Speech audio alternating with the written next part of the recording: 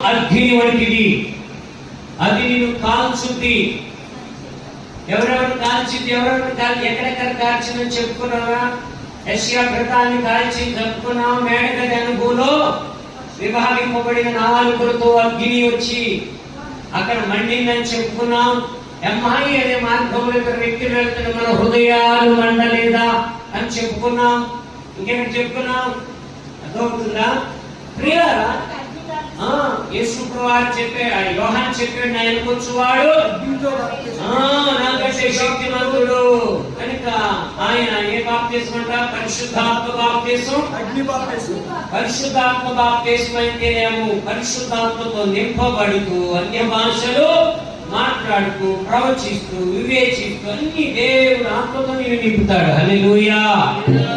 అగ్ని బాప్తిస్మం అగ్ని లాంటి, అగ్ని బాప్తిస్మంతో నింపబడిన వాడు అగ్ని లాంటి శ్రమలు వచ్చినా దేవుని విడవరు, శ్రమ నుండి తప్పించబడతాం. స్తోత్రం చెప్పగలిగా.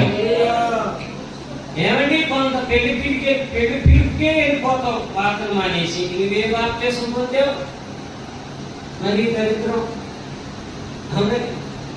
కొంతమంది పెళ్లికే ఏమంటే వాడు చావు కబురు వచ్చిందనుకో, ఎగొట్టట్లా వెళ్ళాలి, బంధువులందరూ పట్టించుకోరు, ప్రార్థన అయినా వెళ్ళాలి. స్తోత్రం చెప్పాలి. నువ్వు యేసుని ప్రేమించాలి, యేసు ప్రభు నీతో ఉండాలి, నువ్వు దేవునితో ఉండాలి. అవునా? రక్తస్రావ స్త్రీ దేవుడి దగ్గరికి వెళ్ళిందని మనం చెప్పుకున్నాం. స్తోత్రం చెప్పండి.